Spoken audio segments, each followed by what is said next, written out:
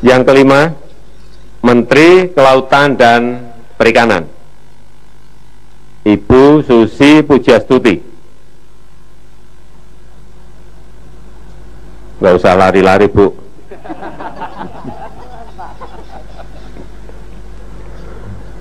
Beliau adalah wira usahawati, pekerja keras, mulai dari nol, banyak melakukan terobosan, berhasil mengembangkan jasa perhubungan yang terintegrasi dengan kemaritiman. Saya membaca di sebuah artikel, beliau memulai usaha dari jualan ikan di TPI, dan saya meyakini beliau nanti, Bu Susi, akan banyak melakukan terobosan di bidang kelautan dan perikanan. Seperti tadi di awal, saya dan Pak Renald sudah berbicara bahwa akan ada seorang bintang tamu atau narasumber yang sangat inspiratif, yang mungkin tidak pernah punya cita-cita akhirnya bisa memiliki maskapai penerbangan. Maskapai penerbangan, betul. Pernah nggak dari kecil kita berpikir nanti besar saya mau punya pesawat terbang? Jangankan begitu, ada teman kita saja yang berpikir mau jadi apa cita-citanya, saya mau punya airlines, Pak. Ah, sombong amat lu. Belagu gitu kan, atau kejauhan nih mikirnya, ya. Nah, tapi justru wanita ini berhasil dan dia sekarang mempunyai maskapai penerbangan yang dikenal dengan Susi Air. Siapa beliau? Langsung saja kita simak VT-nya berikut ini. Susi Pujiati, begitu nama lengkap wanita kelahiran Pangandaran 15 Januari 1965. Presiden Direktur PT ASI Pujiastuti yang bergerak di bidang perikanan dan PT ASI Pujiastuti Aviation yang merupakan operator penerbangan Susi Air ini meraih semua impiannya melewati jalan panjang dan penuh keberanian. Bakat bisnis Susi terlihat sejak belia. Pendirian dan kemauan yang keras tergambar jelas saat usia Susi menginjak 17 tahun. Dia memutuskan keluar dari sekolah. Kala itu, Susi duduk di kelas 2 SMA. Tak mau hidup dengan cara hanya menumpang orang tua, Susi mencoba hidup mandiri. Tapi kenyataan memang tak semudah yang dibayangkan. Menyadari ijazah SMP-nya yang tidak bisa diandalkan, Susi memutuskan untuk berdagang. Hingga dirinya melihat potensi besar di Pangandaran, tanah kelahirannya. Bisnisnya pun berkembang, sejalan dengan pemikiran-pemikiran inovatifnya. Susi mulai memperluas jangkauan ke kota-kota besar hingga keluar pulau. Perjuangan Susi Pujiati yang mengepakkan sayap di bisnis pesawat dan menebar jaring di laut dalam meraih sukses menjadi inspirasi kita semua yang selalu ingin belajar. Tentang hidupnya, Susi hanya berfilosofi sederhana, mengalir saja seperti air. Ya, itulah tadi profil bintang tamu atau narasumber kita kali ini. Seseorang yang sangat memberikan inspiratif buat kita. Langsung saja Pak Renald ya. Ya, kita panggil seorang wanita yang sangat luar biasa. Inilah dia Ibu Susi Pujiastuti. Ya, welcome Ibu Susi. Malam Ibu Susi. Terima kasih. Apa kabar? Silakan duduk. Silakan Ibu sebelah sini. Ya. Terima kasih Intan. Ya. Giliran saya sekarang untuk berdialog dengan Ibu Susi. Ini ngomong soal cita-cita Ibu Susi. Ya. Sebetulnya cita-citanya waktu kecil apa Bu Susi? Kalau ngobrol cita-cita dulu kecil kan sering nonton film Man from Atlantis itu Pak. Pengennya mimpi punya kapal selam, bikin research di wilayah perairan Indonesia. Itu dulu waktu kecil. Kapal selam? Iya. Kenapa jadinya kapal terbang? Life. Life change everything. Supaya bisa membuat kapal selam, sekolahnya harus apa? Harusnya? Mestinya saya masuk oceanologi, atau oceanografi, begitu ya Bapak. Bagaimana bisa? SMA saja tidak tamat. Ya. Ceritanya lain. Another story. Bu Susi, kemudian Ibu sekolah tidak selesai. Itu tidak selesai karena salah satu sebab di luar kendali Anda atau memang Anda sendiri tidak ingin menyelesaikan? Pada saat SMA kelas 2 itu saya sudah melihat bahwa sepertinya sekolah tidak cocok buat saya, Pak. Sekolah tidak cocok buat saya. Jadi saya putuskan saya quit sekolah. Ya. Quit dari sekolah? Ya. Nangislah dunia? Saya musuhan sama bapak sempat marah, lalu guru-guru SMP juga sempat kecewa karena Dulu SD dan SMP saya seringkali juara 1. SMP Ya SD, SMP selalu ranking ke-1. Terus kemudian malah tiba-tiba SMA, mogok. ya mogok. Kalau Kurang saya apa, jadi orang lain kan biaya ada ya, gitu ya. semua cukup. Semua cukup. Kalau saya jadi orang tua juga pasti saya akan marah sekali. Ya, saya tidak teguran sama bapak ada setahun. Setahun. Jelaslah tidak teguran. Betul. Kenapa Anda nekat seperti itu meninggalkan sekolah? Saya pikir memang tidak cocok. Kalau saya paksain juga, saya tidak akan sampai kemana-mana. Kurikulumnya memang tidak cocok buat Ibu Susi kelihatannya. Iya, saya pikir itu that's not what I want. Bukan That's yang not saya what you want. inginkan. Gitu Seperti aja. apa yang diinginkan? Iya, waktu itu juga jelas sekali juga tidak. Tapi Ya. saya pengen mengerjakan yang saya pikir saya bisa. Dan tidak terpenuhi, Independen, tidak ada. ya, independen. So, no, tidak ada orang yang telling sama saya apa harus begini harus begitu. So, just independen, gitu aja, mandiri gitu. Karena sistem pendidikan kita ini memang seperti mencetak produk dalam pabrik. Semua orang dibikin sama, distandarkan. Saya tidak ingin menyalahkan sistem pendidikan, Pak. Saya pikir orang berhasil dari pendidikan juga banyak. Ya. Cuma hanya waktu itu untuk saya pikir itu bukan sesuatu yang tepat Tidak dan match. pas ya. Tidak pas dengan diri Anda. Bukan ini yang saya cari, bukan ini yang saya inginkan. Gitu. Terus setelah tidak sekolah, Anda melakukan apa? Saya balik ke Pangandaran, terus ya. Tadinya di sedikit mana itu? Di Jogja. Oh, di Jogja? SMA 1. SMA 1, sekolah bagus? Iya, sekolah bagus. Ya, semua jadi insinyur, jadi dokter dari kelas saya. Hanya Di saya Pangandaran yang ada knockout. apa? Ada siapa? Pangandaran ya orang tua. Orang tua. Pulang ke Anda rumah pulang orang tua, kampung, ya. tapi orang tua tidak mau ajak bicara. Iya, tapi di rumah, tapi tetap satu rumah, cuma nggak ngomong Nggak aja. ngomong. Iya. Terus Anda jadi pengangguran? Enggak juga, terus jualan bed cover keliling Pangandaran pakai Vespa. Lalu dari situ terus Tanpa diperintah orang tua? tanpa diperintah orang tua. Jual bed cover? Ya.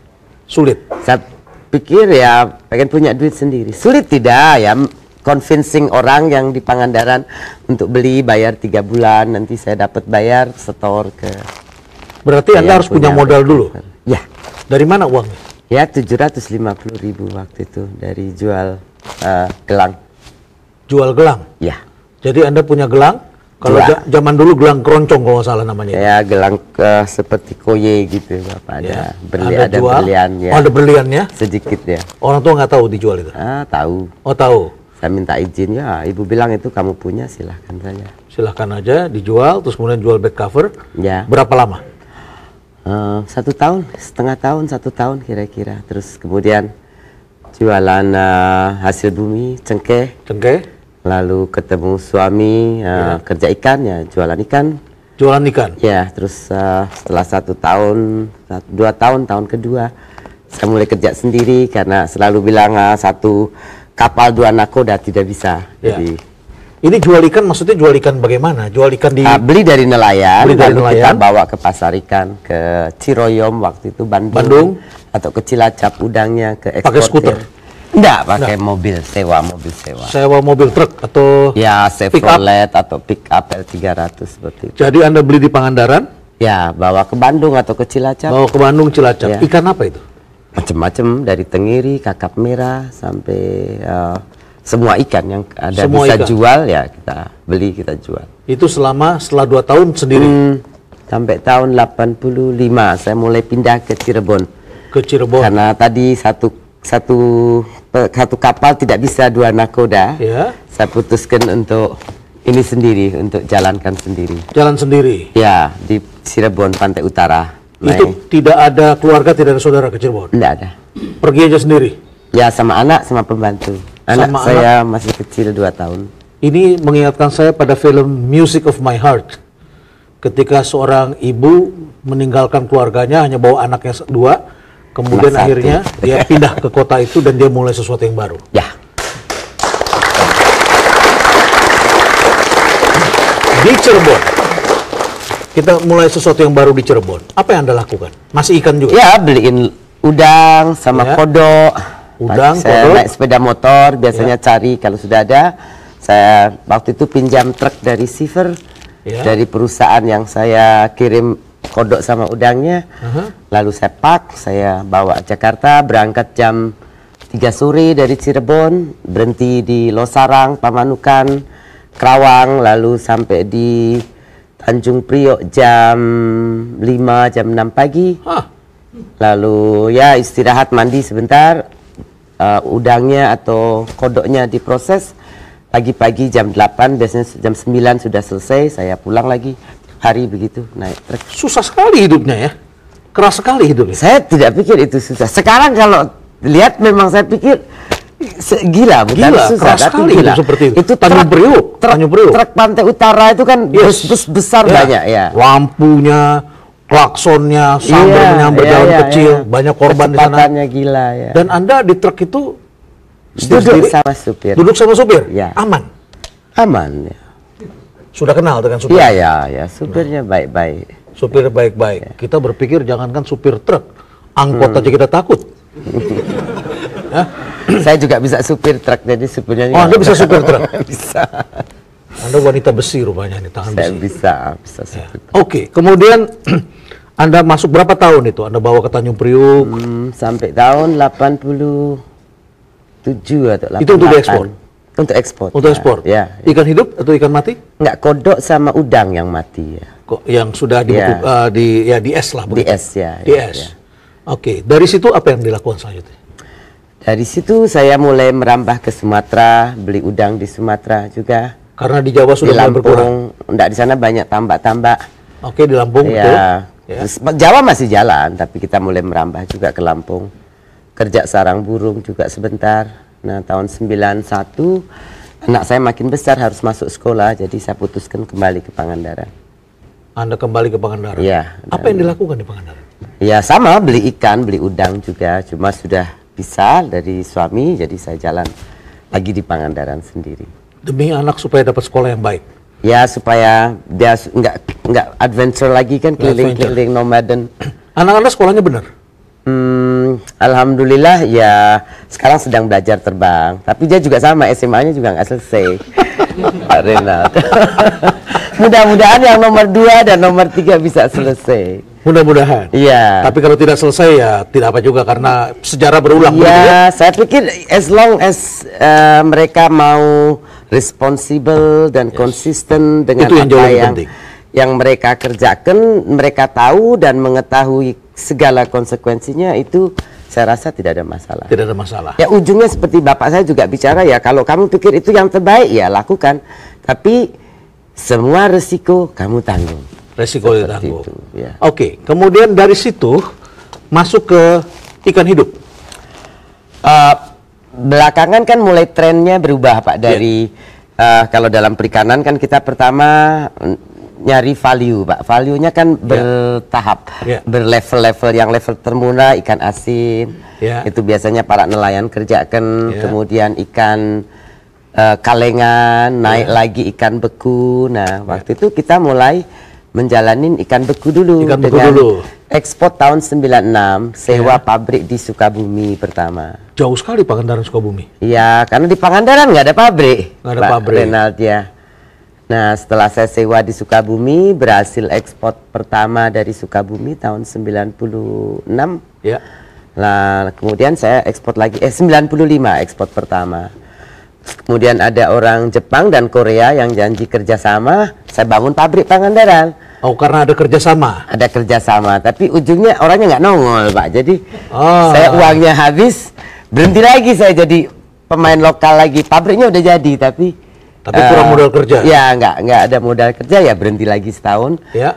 Nggak jadi eksportir lagi, karena nggak ada uang untuk kumpulin 1 kontainer, ya saya balik lagi jadi leveransi lokal. Tapi pabrik sudah punya. Pabrik sudah punya, tapi tidak dipakai. Tidak dipakai. Akhirnya ya setahun kemudian datang orang Jepang yang mau buka Red Claws LC.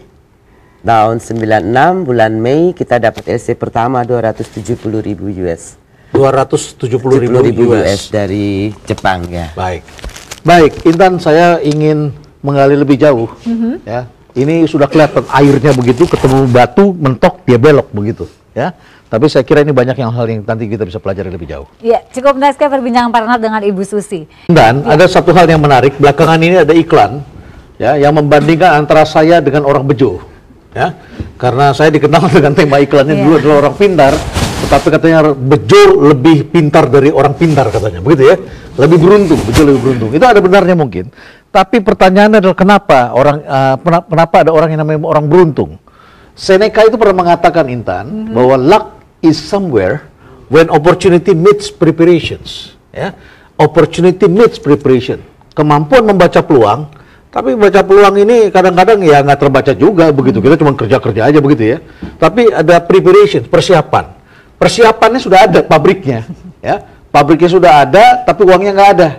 Lain waktu ketika ada orang Jepang datang, dia perlu pabrik. Nah, pabriknya udah ada. Yang beruntung adalah yang sudah punya pabrik, kira-kira begitulah ya.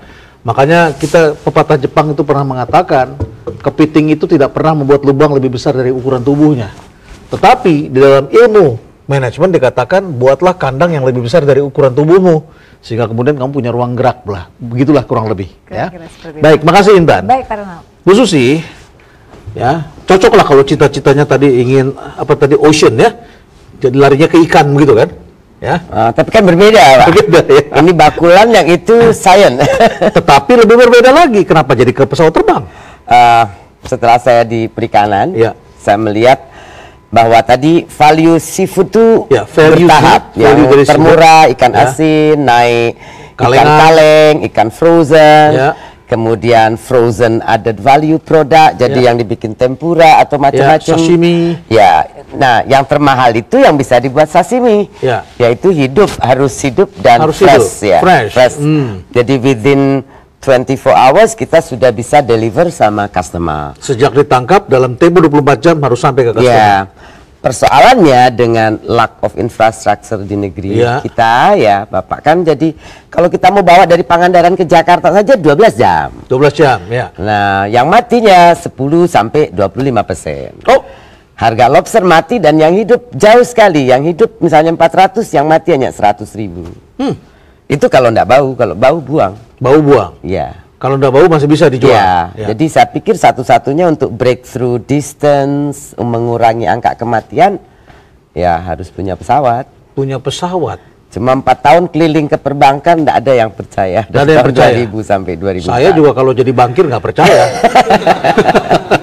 Bagaimana ikan bisa bayar pesawat yang 2 juta dolar? Pedagang ikan mau mempunyai pesawat. Pesawat apa yang Anda inginkan saat itu? Ya, pesawat kecil yang bisa landing di bandara-bandara rumput, bisa jemput ke tempat-tempat nelayan. Itu sesederhana itu. Kemudian bawa ke Jakarta, Jakarta nanti naikkan ke SQ atau Garuda atau maskapai kemana. Walaupun sederhana dan kecil, harganya tetap mahal, itu 2 juta dolar. 2 juta dolar. Ya, 2 juta dolar. Tapi bank tidak mau mendukung. Alhamdulillah setelah 4 tahun ketemu bank yang mengerti visi. Ya. Saya pikir banker ini berani membeli mimpi kita. Dikasihlah kita 4,7 juta waktu itu dolar pinjaman. Oh, Anda perlu 2 juta, dikasih 4,7 juta. Dua pesawat. Ya. Okay. Nah, alhamdulillah Juni tahun kemarin sudah lunas. Juni tahun kemarin. Setelah berapa tahun? 7 tahun, Pak. Setelah 7 tahun lunas. Ya. 7 tahun, baik. Banyak orang yang membeli rumah 10 tahun dan lunas-lunas. Ya. Ini pesawat terbang 7 tahun sudah lunas. Ya, karena dipakai untuk investasi, untuk usaha. Oke, 2 tahun Anda punya 2 pesawat. Anda kan nggak ngerti urus pesawat. Kok masih urus pesawat? Kan masalah navigasi, masalah izin. Itu urusan pilot, Pak. Urusan pilot. Tapi Anda tak mengerti. Suami saya juga seorang pilot. Ya. Nah, waktu tsunami, kita pikir waktu itu bantu sebentar ke Aceh. Ke Aceh.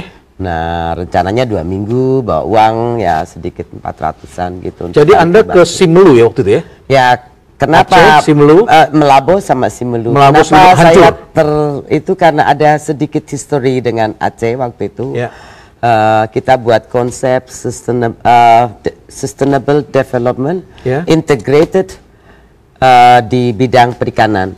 Approach of sustainable development di bidang perikanan. Nah, waktu itu oleh Pak Dipo pengennya diajak untuk masyarakat Aceh, Papua dan yang seperti itu, kita diajak ke Aceh. Kemudian bupati-bupati Aceh datang ke Pangandaran lihat pola perikanan kita. Nah, Bupati Simelu itu sering telepon setelah itu. kapan datang kemari? Pak Darmili. Pak Darmili. Darmili, ya. Saya bilang Pak Darmili, kalau kerja di Simelu nggak punya pesawat, nggak bisa, susah.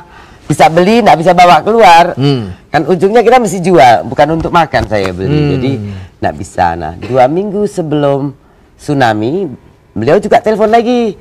Saya bilang, betul Pak, saya sudah punya pesawat, tapi Aceh is war zone, jadi insurance tidak cover. Oh, karena daerah pemberontakan saat itu. Iya, tidak bisa. Jadi saya bilang, walaupun di Pulau Simelu aman. Ya, but it's Aceh. Ya. Asuransi tidak melihat fakta realitas di lapangan. Ya. Makanya begitu kejadian tsunami tanggal 26, sebetulnya kita mau berangkat tanggal 27. Tapi saya masih telepon Australia dan London underwriter kita, apakah mereka mau cover asuransi atau tidak. Karena kalau ada apa-apa kan kecelakaan, saya bisa celaka, nggak bisa bayar ke bank.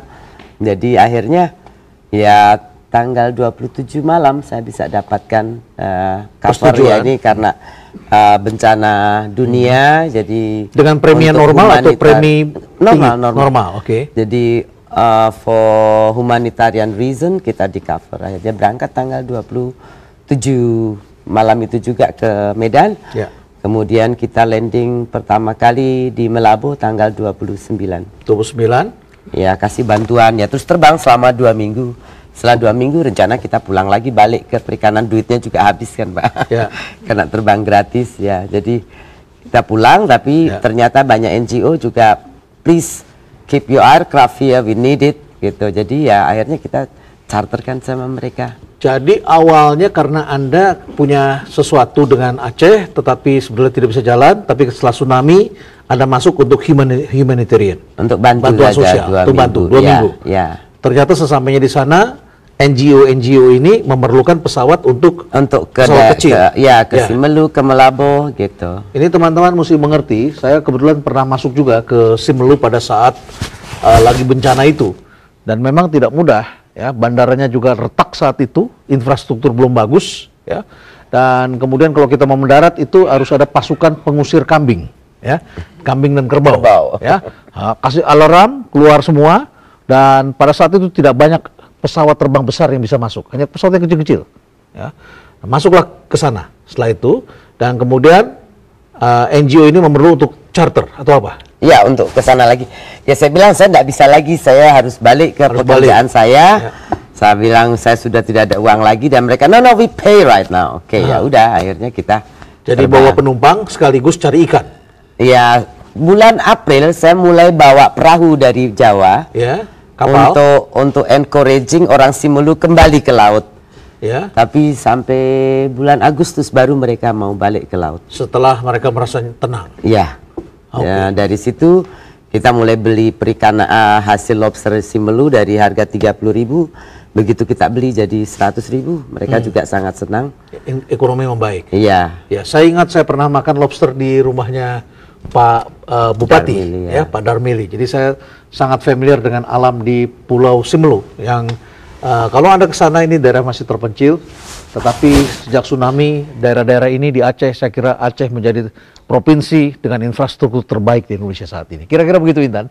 Apa teman-teman ada yang ingin didiskusikan barangkali? Ini pasti para teman-teman yang hadir di studio ingin bertanya kepada Ibu Susi. Boleh Bu Susi ya? Boleh. Baik, silakan. Siapa yang ingin bertanya dari sisi kanan ini? Oke, silakan Mbak. Dengan Mbak siapa? Saya Krisna dari Eloquity Surabaya. Ya. Jadi sekarang ini Ibu sudah berhasil meraih apa yang Ibu inginkan. Pertanyaannya adalah bagaimana saatnya kini Ibu menata kesuksesan dan mempertahankannya. Menata kesuksesan. Menata dan mempertahankan. Very tough, sangat berat dan tidak mudah.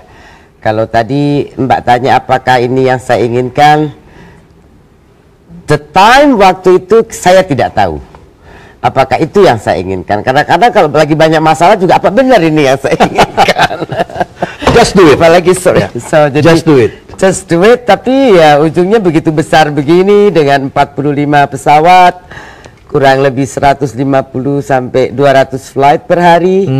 Dari Papua, Kalimantan Timur, Sumatera, Kupang, ngatur juga pilot-pilot karena kita Indonesia kekurangan pilot, jadi hampir 90% pilot kita juga foreigners, nah juga urusannya banyak, beda culture, beda apa, sedikit susah. Tapi yang saya coba adalah menerapkan open management. Jadi saya juga selalu belajar dari mana-mana.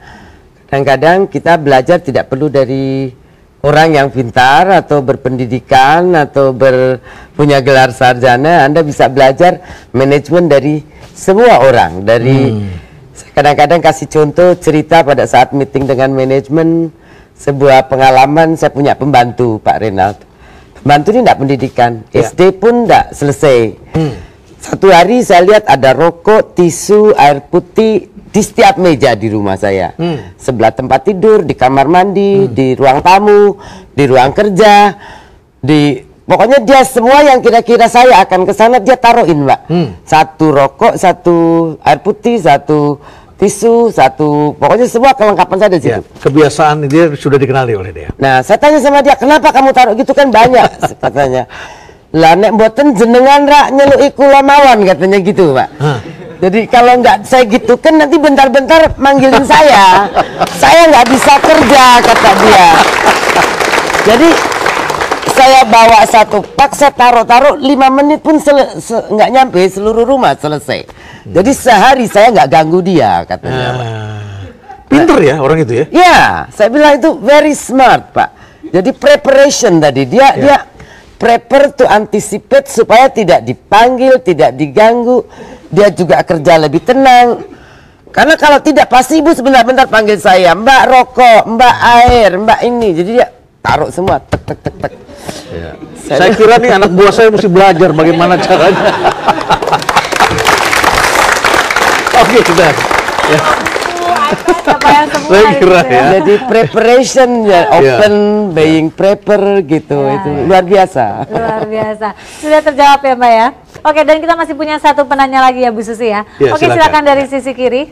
Nama saya Air Soibi dari Universitas Indraprasta. Melihat keberhasilan Ibu dalam memutuskan untuk tidak melanjutkan ke pendidikan formal, yang saya ingin tanyakan, bagaimana cara untuk membangun jati diri kita sendiri, yang sehingga akhirnya menemukan potensi dari diri kita sendiri. Baik, terima kasih. Silakan. Ini pertanyaan orang sekolah, jati diri. Saya biasanya tidak pernah memikirkan sejauh itu ya, just do. Lalu biasanya lebih berpikir ya tidak terlalu complicated. Jadi kalau saya lihat saya bisa kerjakan, saya kerjakan. Try my best sebaik mungkin. Kalau hasilnya jelek ya kita nanti perbaiki, itu aja. Jadi tapi yang pasti kita mesti try your best. Dan saya tidak pernah berpikir untuk copy, Pak Renald, karena saya selalu menyadarin di perikanan juga kita tidak bermain dalam quantity seperti banyak cold storage lain. Jadi orang Jepang bayar kita tahu produk kita tidak masif, tapi quality number one gitu, Pak. Jadi kita jaga produknya bagus. Karena saya berpikir kalau produk kita bagus dan berbeda, orang pun mudah lihat. Kalau saya mau bersaing sama yang besar-besar massive production, mereka duitnya lebih banyak, kapasitas pabriknya lebih besar, saya pasti akan kalah. So yang saya lakukan ya do my own things my way, dan yang suitable untuk ukuran kita. Jadi biasanya saya tidak melihat orang lain, tapi ya yang pikir apa saya bisa kerjakan sendiri. Nah, jati diri adalah untuk kita, yang saya tahu, jati diri saya adalah being irregular, Pak. Being irregular. Ya. Uncommon. And if we want to have regular airline, then we have to compete Garuda and Lion. Dan impossible. Ya. Jadi ya Susi Air itu irregular airline. Seafood kita juga berbeda dengan kebanyakan produk orang lain. Jadi tidak meniru apa yang sudah dilakukan orang. Ya. Tidak mencoba menjadi orang lain. Ya. Justru mengeksploitasi sesuatu yang kita bisa saja. Invent and thinking, create what you think it's best for you. Karena belum tentu yang bagus untuk orang bagus untuk suitable kita. for us. Yeah. The power of smallness, tetapi it's beautiful. Ya. Dan being different, Pak, itu attract the buyer to you. Karena kita Because you are berbeda, different. menarik Yeah. pembeli. Baik. Yeah. Intan, kalau begini nih, sekarang punya Susi Air. Pesawatnya tadi berapa, Bu? 45. 45. 45. Ya. 45.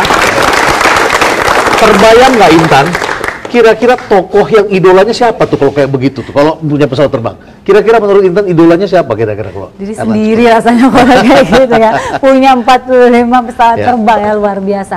Intan, sebetulnya tadi saya ingin mendapatkan gambaran dari Intan tentang idola. Ya, kalau orang punya airlines kan idolanya mungkin nama-namanya itu adalah nama-nama seperti Anthony Herman Gerrit Fokker yang mendirikan Fokker begitu kan, ya? Atau barangkali Andrei Nikolaevich Tupolev dari Rusia, atau Clyde Cessna, Donald Will Douglas, ya, dan seterusnya. Ini banyak tokoh-tokoh penerbangan dunia, termasuk barangkali William Boeing, ya, dan sebagainya dan sebagainya. Ini banyak tokoh-tokoh penerbangan, Yang atau paling berhubungan tidak dengan penerbangan ya. paling tidak Habibillah, Ya. begitu ya kan ya. Nah, tapi kita pengen tahu Ibu Susi ini kira-kira idolanya seperti apa, ya? Idolanya siapa, Ibu Susi? Tokoh idola saya suka tokoh perwayangan Semar, Pak. Semar.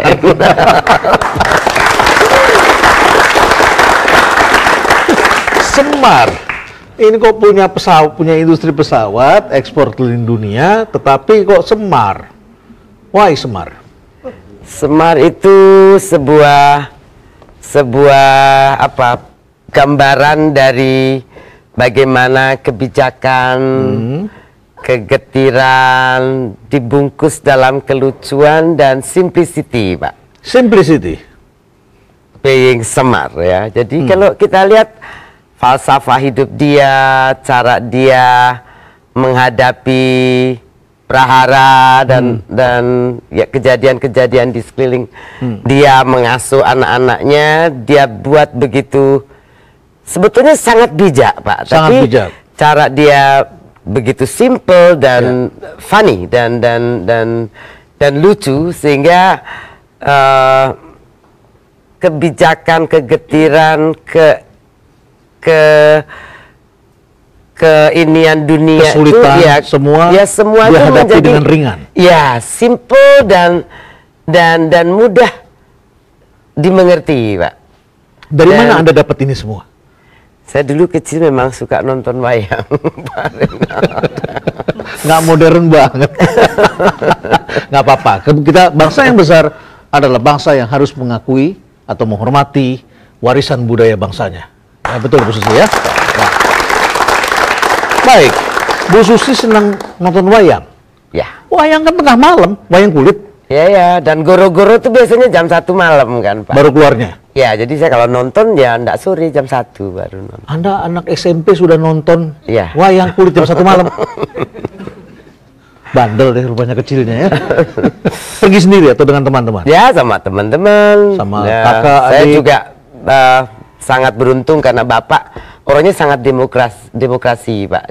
Jadi sangat, saya diperbolehkan baca apa saja dari mulai istilahnya komik sampai filsafat, sampai dulu kelas 6 SD saya sudah baca Yusuf Muda Dalam kalau yang di Indonesia. Pengadilan tuh bukunya sudah rusak-rusak gitu, lalu buku tentang eksistensialis, Filsafat. juga tentang ya, Iwan Simatupang saya sangat suka. Semua Api- buku boleh Api di baca. Bukit Menoreh? Ya, saya Ada sangat juga, suka. Lalu Mahabharata, Ramayana, ya, saya Si Buta baca dari Gua Hantu. Saya baca Confucius, saya baca Mahabharata, saya suka baca waktu kecil. Termasuk komik juga Anda baca. Ya, komik, Si Buta, Bolong history, Jilu. semua macam-macam cerita dari China, dari mana-mana saya senang Anda baca. dulu baca, ya. Dan itu berpengaruh dalam hidup Anda. Mungkin memperkaya wawasan Ya. dan cara saya melihat sesuatu, Pak. Ada satu yang menarik ketika salah satu pesawat Susi Air kena musibah. Ya. Itu menjadi satu hal yang sangat mendasar di Susi Air, tapi kemudian Anda mendapat surat dari Dahlan Iskan. Betul. Ya, saya terharu, Pak Dahlan ada tulis di seluruh Jawa Post Di Group. dalam jaringan. Iya. Dia menulis Susi tentang Air Susi Air. tetap di hati. Susi Air tetap di hati. Luar biasa beliau, Pak. Saya sangat terhibur sekali. Dan pada saat itu saya juga tanggal 15 itu harus terima penghargaan dari APEC di San Francisco. Ya. Saya putuskan tidak jadi berangkat karena waktu itu pilot saya belum bisa bawa dari hutan ke Wamena. Jadi saya tunggu sampai selesai, saya wakilkan kepada petugas BRI yang ada di, saya memohon BRI mewakili saya untuk menerima penghargaan dari Hillary Clinton Hillary di Clinton. San Francisco. Waktu itu penghargaan ada 42 wanita yang dapat penghargaan di seluruh dunia. Jadi waktu itu Bapak dari BRI itu satu-satunya laki-laki mewakili saya. karena si ibu ini tidak bisa hadir. Ya, karena Ya, Bu Susi, nungguin, mengelola pilot asing tidak mudah. ya, betul. Berapa pilot asing yang Anda kelola? Sekarang ada 140-140-an, Pak, ya. Itu bukan karena Anda 90 seleranya kapten. mau mengangkat orang asing, kan? Di Indonesia susah sekarang Susah. pilot, Bapak. Jadi kebutuhan sekitar 1.800 sampai 2.000. Ya. Lalu supply dari pilot Indonesia mungkin hanya maksimum 200 kali sekarang, Pak. Dan itu sudah diambil langsung sama maskapai besar. Jadi pilot-pilot kita pun nanti kalau udah 3.000-4.000 jam juga pindah juga Ambil. ke Cathay, ke Air Macau, ke Air Hong Kong, seperti itu. Nah, ya karena tidak ada ya terpaksa kita ambil. Dari mana saja ambil? Dari ada 32 negara. 32 negara? Ya. Ada orang Indonesia, masih ada 3 orang. Ya, Ada orang Indonesia 3 orang. Nah, rencana kita tahun ini kita akan berikan beasiswa 10 sampai 20 orang kepada Saya masih bisa putra-putri. mendaftar? Boleh. Boleh. Masih bisa ya? Umur tidak jadi masalah kan? Tidak jadi masalah. Umur tidak jadi masalah. Ya, hidup saya barangkali bisa berubah juga barangkali ini. Cita-cita yang tidak tercapai barangkali. Ya, Bu Susi, mengelola pilot-pilot asing itu tentu berbeda. Ya. Dan Anda tidak berminat untuk mendirikan sekolah sendiri, sekolah penerbang? Sudah jadi? Sedang on the way. Kita baru, pesawat kecilnya juga baru sampai beberapa bulan yang lalu. Sedang proses sertifikasi. Nah, kita nanti setiap tahun akan berikan beasiswa 10 sampai 20 untuk putra-putri Indonesia. Putra-putri Indonesia untuk memperbaiki. Baik.